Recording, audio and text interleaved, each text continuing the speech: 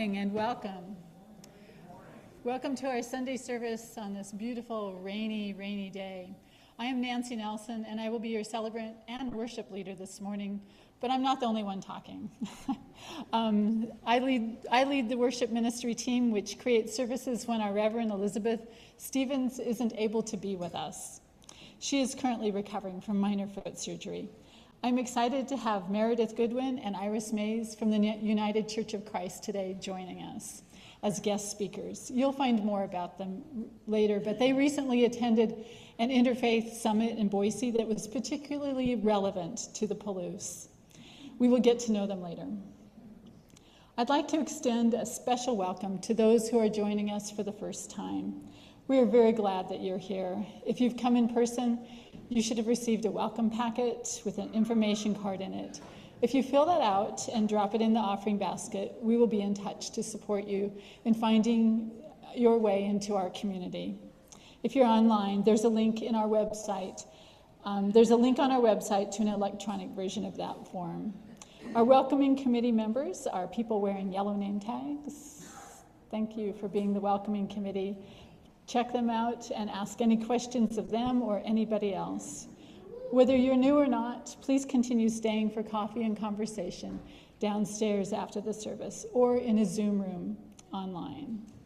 Now, let's say our words of welcome together. Whether this is your first or your 1,000th Sunday with us, and whether you strolled, rolled, Zoomed, ran, or danced in, we are glad you chose to join us. We are one people of many beliefs, identities, origins, sexualities, and genders. All are welcome here. Now we will take a moment to say hello across our technical divide, the people who are at home and the people who are here. First, we'll show the people who are joining us on Zoom. If you're at home, turn on your camera. And people at home, wave. Thank you. Now, people in attendance here, it's our turn. I know for some people this is one of the best parts of the service. Our only announcement today is from me, and I would like to advertise the UU World. If you don't get it, it's the denominational magazine. And the current issue has a story called Serving Families Helps Congregations Thrive, and it features our own Reverend Elizabeth and our Director of Religious Education, Ginger Yoder. Please read it. It's a really loving look at the way Unitarian Universalist churches support families across the country, but especially right here. And if you would like to know where to get a copy of this, if you don't receive it, downstairs when you come in the door on the main floor level, there's pamphlets and materials that are posted on the wall there, but if you look, there's a copy of this magazine. And if you've read it and you have a magazine to share, you can bring yours and drop it in the slot there, and then somebody else could read it. If anybody would like to borrow my copy, I'm happy to share it. Oh, and I forgot to add my announcement to the script. So just downstairs, there are tables full of clothes and little accessories and household goods. They are from our clothing exchange that we held yesterday. I got this scarf that somebody gave. So anything down there is free for the taking for anyone. So do a little shopping after church.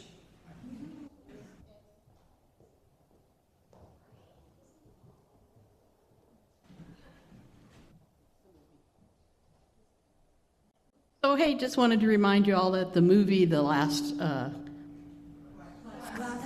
thank you. Thank you. The last class is at 4 today. Doors open at 3, and there'll be little videos running and things and munchies. And then afterwards, we're going to have a discussion with representatives from all 3 churches. So it's a short movie, and there'll be a light discussion. Thanks. At Kenworthy. My name is Cheryl Simmons. thank you, Cheryl.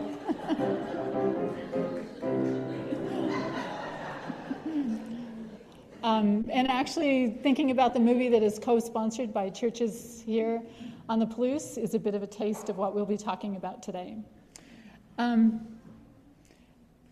That is the end of the announcements. The land on which this church is built is part of the ancestral homeland of the Nimipu, the people, mistakenly called the Nez Perce or pierced noses by French-speaking trappers and traders.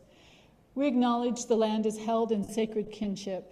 Since time immemorial, the land and its people suffered immeasurable trauma brought by Euro-American society, and we are working with its resilient peoples to show respect and contribute to the healing and nurturing of the Hatetuites, precious land, and all its peoples. We are hoping that people at home and people who are joining us via Zoom have a chalice or candle to light and something to light it with. We're going to light our chalices together now.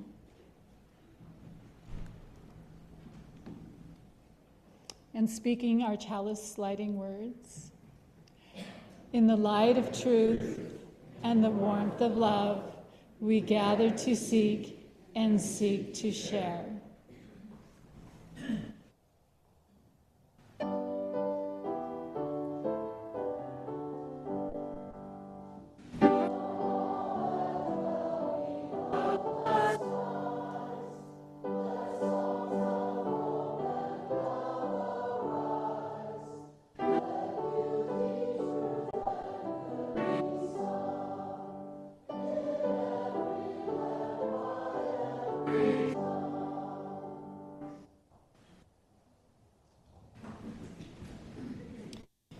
One of the things I've learned being on the shared worship team is that there's a pattern to services. We start out with our chalice lighting, we have announcements, but you may or may not realize we often have opening words where we have a reading, something we read. Today, our opening words are the words posted around the building. So please join with me. Let's read them together. Let's start with equity. Equity. Generosity, interdependence, transformation, pluralism, justice, love. Thank you. So the words that we display here, they are the words that we have named which we most strongly believe in, the very solid rock of our relationship with the world and ourselves. Last Sunday, when we hosted members of the Nimipu tribe to commemorate our Memorandum of Understanding, I noticed that our guests recognized these words as representing us, even as they observed that several of these words have been explicitly forbidden from government use, that many in our country have turned away from a desire to increase equity and pluralism. I would add that interdependence and generosity, while not explicitly removed from public language, are not exactly being encouraged. Maybe these are one of the many reasons that people turned out yesterday for the No Kings rally. But the point our guests were actually trying to make is that they too value these words. And these ideas are present in their faith traditions too. We are not alone.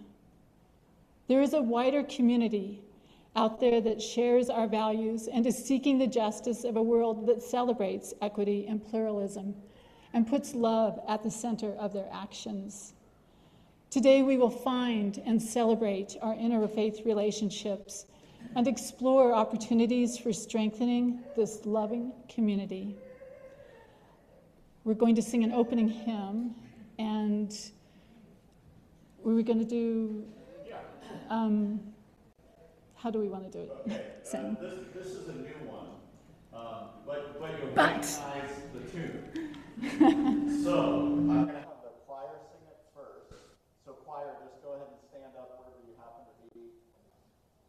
I know we didn't practice it this morning, but you'll figure it out. So we're going to do verse 1 2 times. So after the choir sings it once, everybody else just get on up and join the choir. We'll sing it one more time. I'll give you the last two measures as an intro.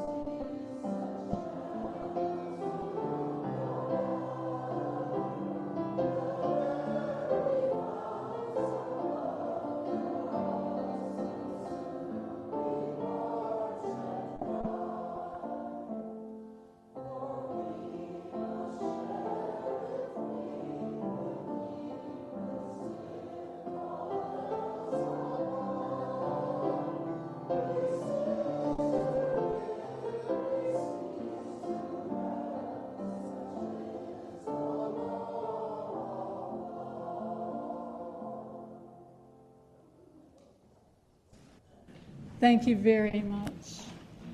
It's now time for our story for all ages. Ginger Yoder. If any of our kids want to come forward, I actually need you today because I have some questions I want to think about with you. Oh, you have a kitty? Is that a kitty or a cinnamon roll? It's a cat cinnamon roll. It's a cinnabon, a catabun. Oh. So, today at church, we are talking about doing things with people outside of this church, doing stuff with people from other churches, or doing stuff with people from mosques or synagogues or no faith home. And I'm wondering if there's anything we do that you can think of with another church in town. I'll give you a hint. Do you remember? That's right. Yeah?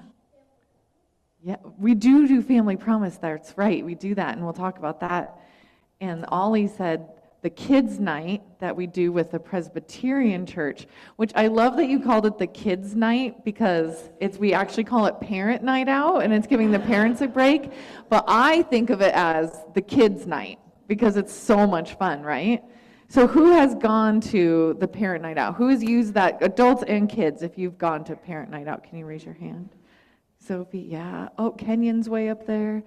So it's 3 hours on a Friday night where parents get to drop their kids off for kids' night.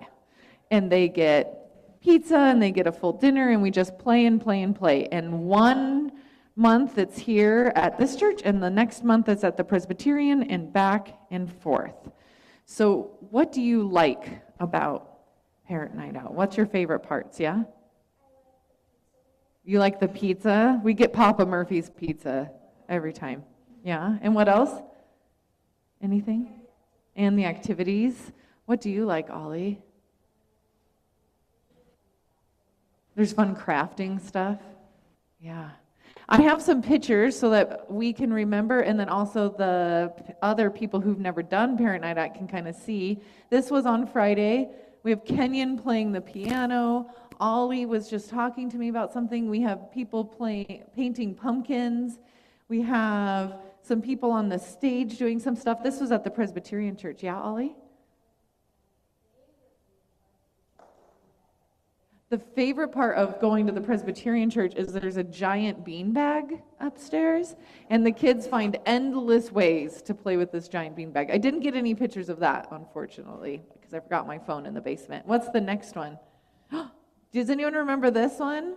This is here in our church. What were we doing? Do you remember? Throwing airplanes off the sanctuary.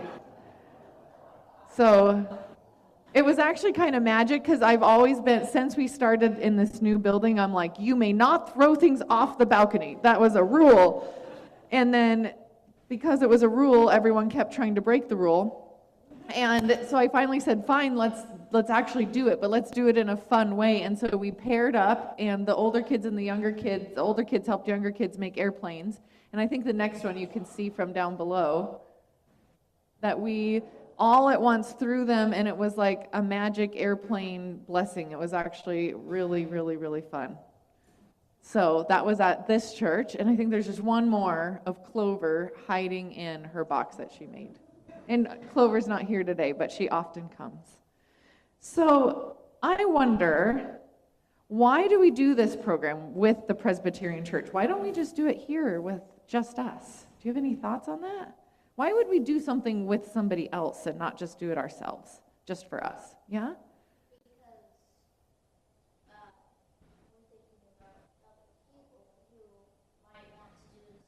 We're thinking about other people who might want to do the same thing. That's exactly right.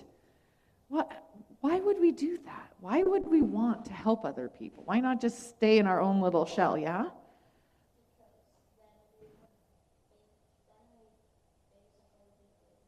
We'd be doing nothing. We'd basically be doing nothing if we just did everything ourselves. I think you're right.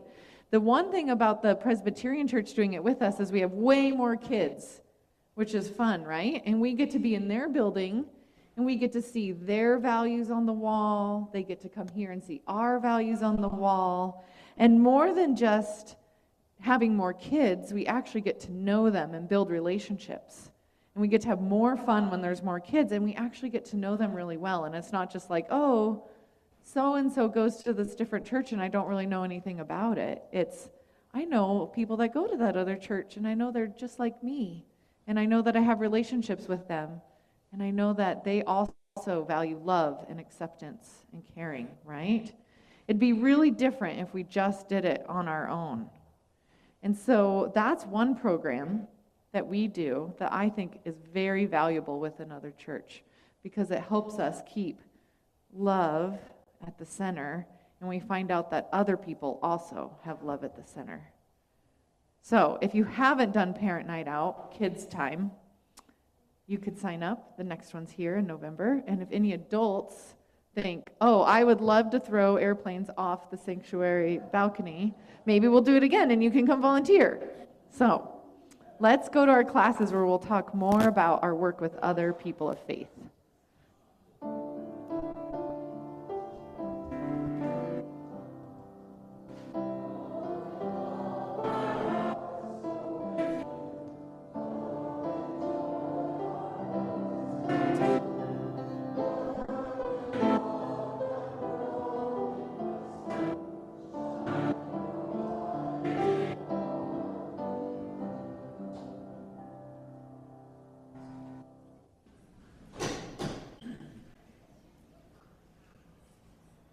Now let's take a moment together to engage in the practice of generosity. For people who are able to make a financial contribution, logistics are on your screen. We typically give away all the cash from our Sunday offering to local charities whose mission align with our values, a program we call Month of Sundays. We normally give this money to a local charity, but this month the recipient is the South Sudan Medical Relief Clinic at Old Fangok, South Sudan, in South Sudan. And we're giving it this month because of the extraordinary challenges there. Dr. Jill Seaman, who founded and runs the clinic, grew up in our church and went on to become a physician with a specialty in tropical medicine.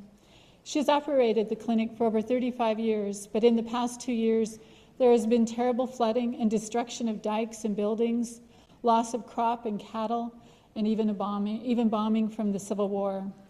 The clinic has lost its USAID funding and was bombed in May. We are trying to support Dr. Seaman's life-saving work performed under extremely difficult circumstances.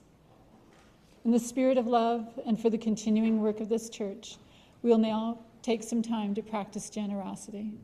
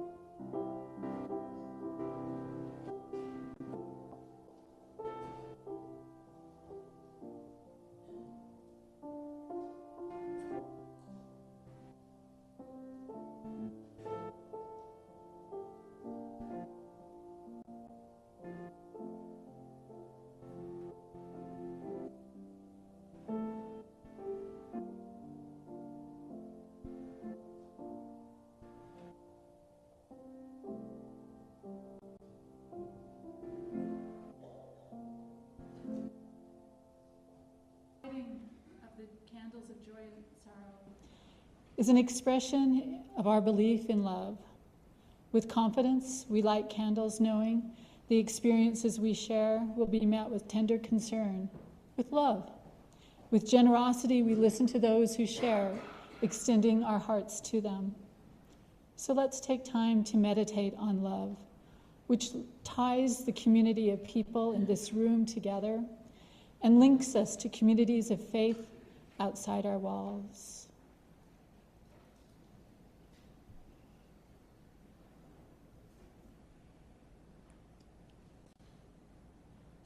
Let's meditate on love, which gives us the strength and confidence to be generous to those in need and untouched by those who disdain us.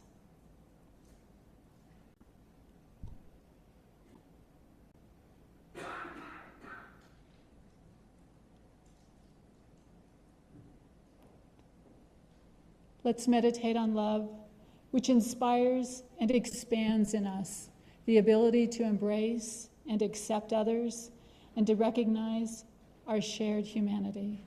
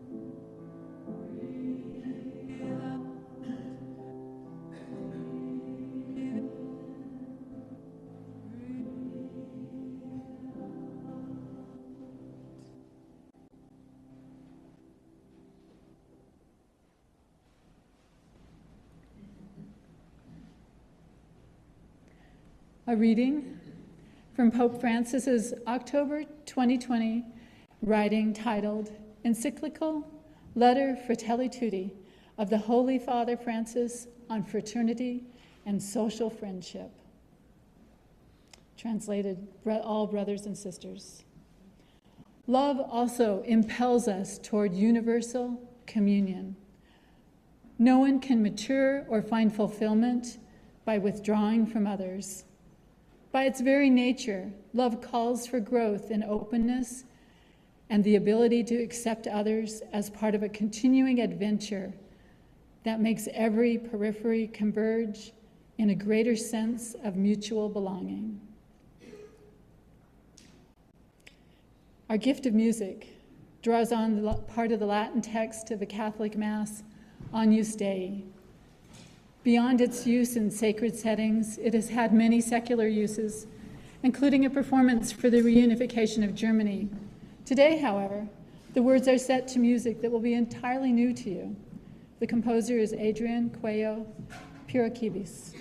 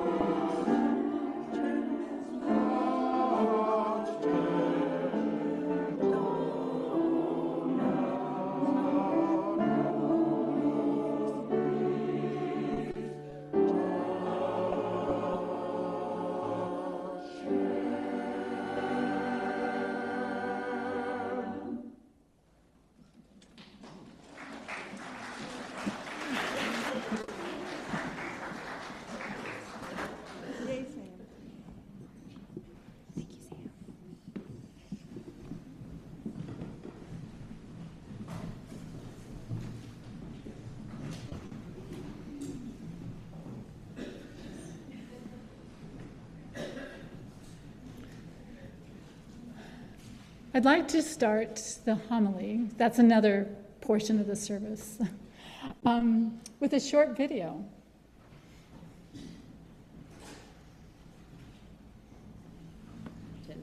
I'm a member of the Palouse River Ward of the Church of Jesus Christ of Latter-day Saints. This summer, I Just had a second. Hi, my name Maybe is just Ricky start it Martin. over. I'm a member of the Palouse River Ward of the Church of Jesus Christ of Latter-day Saints. This summer, I had the incredible privilege of working alongside. Hi. My name is Ricky Martin. I'm a member of the Palouse River Ward of the Church of Jesus Christ of Latter-day Saints. This summer, I had the incredible privilege of working alongside Nancy Nelson and Ken Founts to help organize the Book Nook Service Project, a collaborative effort between our two congregations. As we painted walls, sorted books, and arranged cozy seating, I was struck by how naturally we all worked together. Though we come from different faith traditions, we were united by a shared desire to serve and uplift our community. It was a powerful reminder that while our beliefs may differ, our core values of kindness, compassion, and service can bring us together to do something truly meaningful. In a time where division often feels more common than unity, this experience showed me just how possible and powerful collaboration can be. I truly believe that when we come together to serve others, we are doing what Jesus Christ would be doing if he were among us. He would go about doing good, lifting others, and reminding us that we're all children of the same God. One of my favorite scriptures from the Book of Mormon says, "When ye are in the service of your fellow beings, you are only in the service of your God." Thank you for the goodness you bring to the world. I look forward to many more opportunities to serve side by side. And in case you didn't catch her name, that was Ricky Martin. The reading nook that we worked on this past summer with Ricky and many other members of this congregation, as well as Ricky's congregation, was transformative.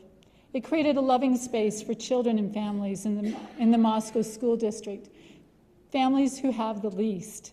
It surprised district administrators with its beauty and the care we put into it. It's not the only interfaith project we've been involved in. Now you know about Parents' Night Out, but you probably don't know about Pizza at Noon.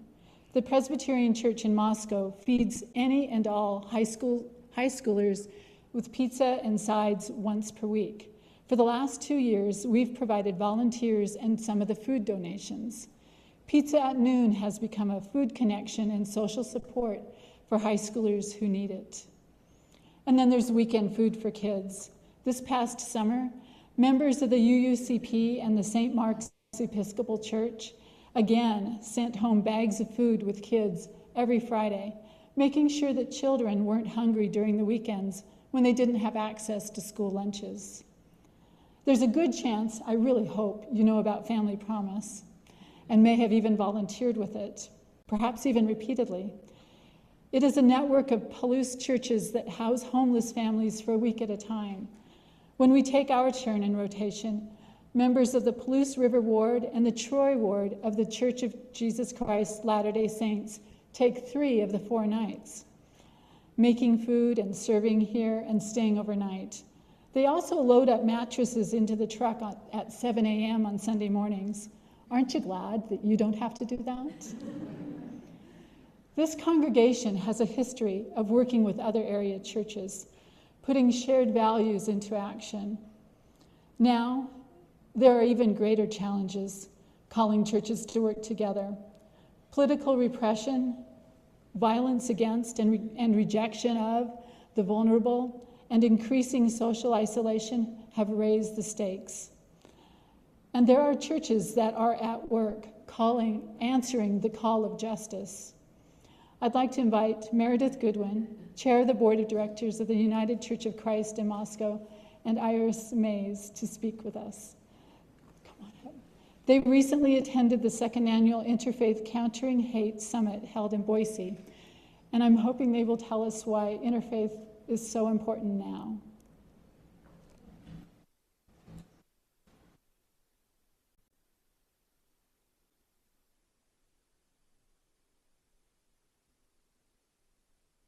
You're speaking. Yeah, Okay. close to that mic. Yep. Is this good? Oh, it's so wonderful to be here. Thank you so much for inviting us. I recognize a lot of you, and from many different paths. So yes, as Nancy was saying, Iris and I had the fortune of attending the Interfaith Alliance Summit on Countering Hate, held in Boise in September. It was sponsored by the Interfaith Alliance, which is a national group based in Washington, D.C. I attended as I wanted to understand more about the Christian nationalist movement and strategies on how to counter their narrative. First, a little bit about me. I worked in this community and at WSU, U of I and WSU, for over 40 years. And I had the privilege of working with underrepresented students in higher education, first generation, limited income, and students with disabilities. Certainly very rewarding work. I've attended the United Church of Moscow for 17 years. We're an open and affirming congregation, a combination of American Baptists and Disciples of Christ, so one could say we are an interfaith church, and progressive Christianity as well. I found a community that shared the similar beliefs I did and encouraged and welcomed questions and differences in perspective. And I imagine the same is true for many of you who attend here. Currently, I serve as the chair of the board at the United Church of Moscow, and I also serve as chair of the board for the Ecumenical Campus Ministries Association, which was previously known as the Campus Christian Center. I also serve on the board of the Latah County Human Rights Task Force, and also have attended many meetings of the Moscow Interfaith Association meetings. So, the question, why is interfaith important now? Interfaith work has always been important to better understand our neighbors, our differences as well as our common ground, and to come together to help our community. But the urgency now is to present a united front to counter the message of Christian nationalism. This movement has taken hold in our highest levels of government. We are quickly becoming an authoritarian nation propelled by Project 2025. And those in government who hold the most power, many are Christian nationalists. We see this front and center in our own community, and it's only gaining ground. We as faith communities need to reclaim our message of love, unity, acceptance, kindness, and respect for all people. Even though there are many different faiths and ways to worship, we are more similar than different. We all hold common beliefs in the dignity of all humans, that love and compassion is the strongest force in the world. So the time is now to stand up and speak out with a unified voice. So how do we do this? What should it look like? Scott Nakagawa, who was our keynote speaker at the Interfaith Alliance Summit, gave 7 practical steps for faith communities. And I believe that they're going to be shown on the screen. We won't have time to go through them all, but I encourage you to read them, to think about them, maybe to join together with others to talk about them, and to use it as a guide to talk about what can we do as a faith community. So I suggest that several churches band together to talk about this. I encourage Moscow Interfaith Association to take this on. and also to become an affiliate member of the National Interfaith Alliance organization. They have resources that can help us do this work. There's also groups in Spokane, in Coeur d'Alene, and in Boise that are doing this work as well. It may require that we get outside our comfort zone, but we have to do it. We have to show up outside our church and get involved, show up to community events, city board meetings, write letters to the editor, hold vigils. We need to lead with love, bear witness. We also need to stand on principle, to welcome everybody, but not every ideology. So, how do we do that? We form one-to-one relationships, be there with people, earn their trust. As the New Testament says, or as Jesus says, love God, love your neighbor, love your enemies. But we don't have to love every ideology. And as Nakagawa said at the end of his address, and you will also receive links to his keynote address, be secure in the knowledge that God's love is bigger than any human hatred, and that the gospel of Jesus is incompatible with the gospel of Christian supremacy. The world needs a faith community now more than ever to stand up as one. Thank you for your time. And now my colleague, Iris Mays.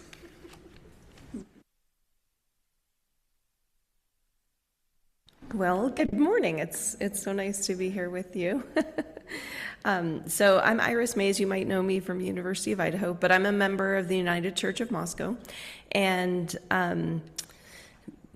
I was really grateful to get to go to the Interfaith Alliance conference. It was an amazing 2 days of being with people from around our region as well as nationally, and just having felt before that like we're kind of alone here, just wringing our hands. What can we do? This Christian nationalism has cropped up from our own town and has, had other places where it's cropping up. But meeting Scott Nakagawa was amazing. And as you may know, he did come here a couple of, 6 months ago or something.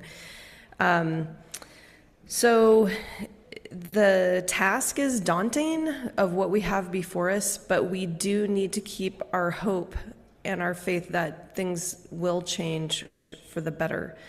And so that was what happened for me in that conference. And I believe that as we connect with other groups, and I realized I don't know anyone from the Islamic faith right now. Maybe I have in the past or in college, but so that's been on my list of things to do, is to make a connection with our Muslim brothers and sisters in our community.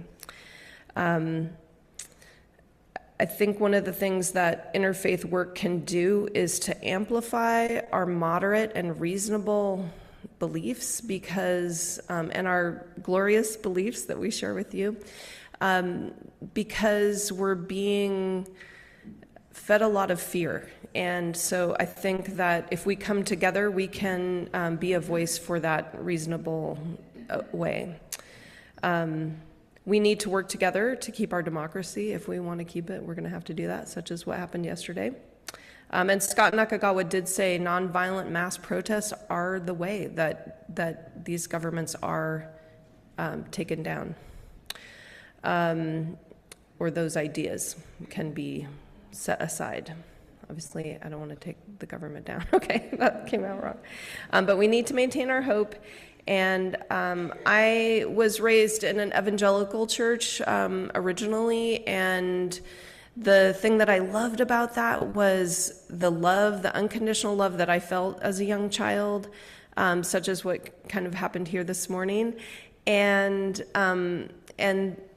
being able to share that with others. And so I feel like that is why I'm here this morning. And, just wanting to share the message of love, whether it comes from the teachings of Jesus or any other place, that is what I believe is really important in the world. So a couple years ago, I made a Valentine. It says, "Love is everywhere."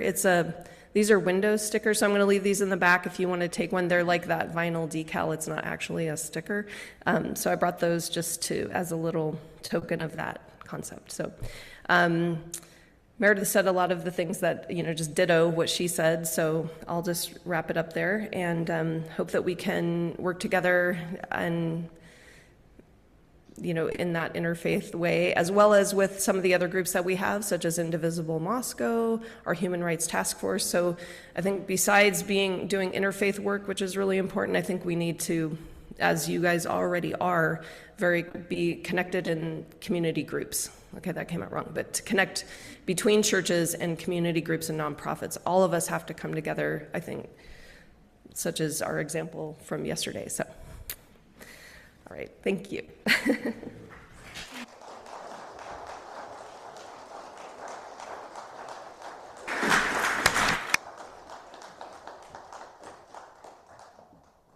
Thank you so very much, Meredith and Iris, and thank you to the members of the United Church of Moscow who are invested in these issues and are working so hard. These are challenging times, and knowing another church is out there doing the work is reassuring and inspiring.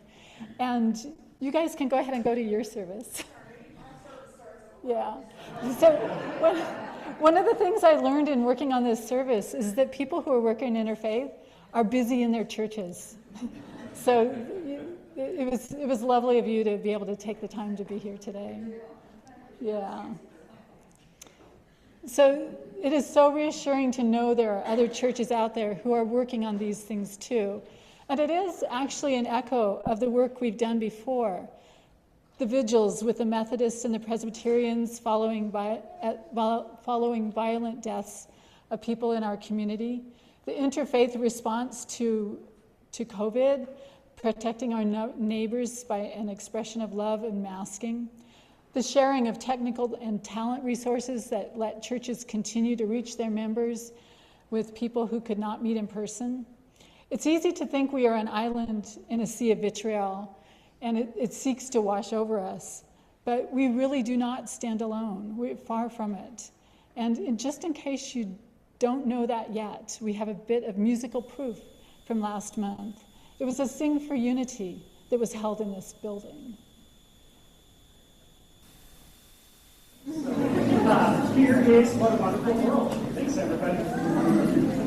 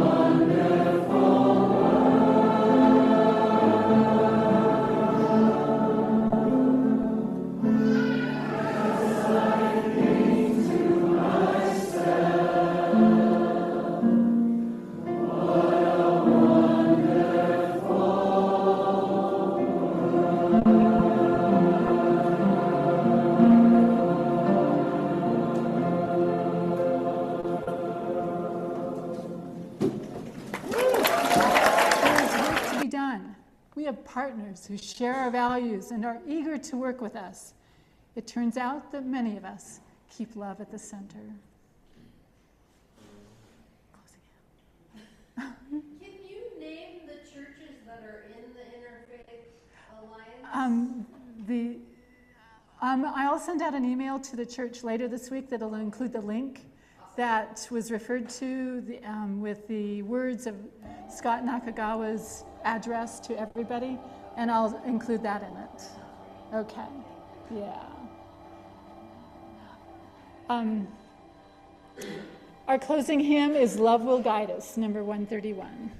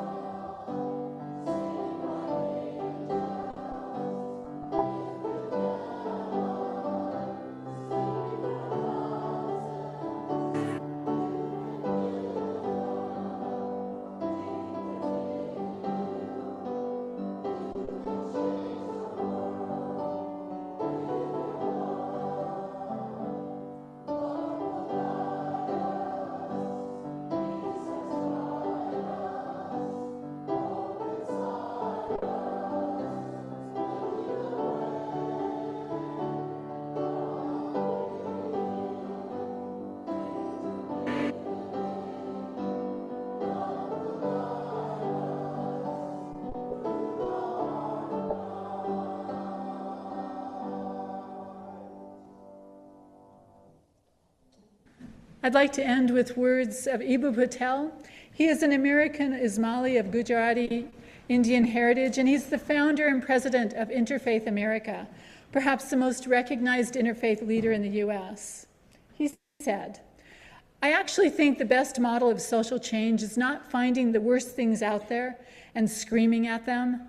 I think the best model of social change is finding the bright spots, the things that are working, and asking the question, how can more of us do that, right? And the genius of America is in our civil society, in which people from various identities and with divergent ideologies still cooperate in really positive ways. I think it works more often than it doesn't. I wish that we would pay more attention to where it works, ask how and why it worked, and find ways to spread that ethic elsewhere." Let's sing our last love song, There Is a Love.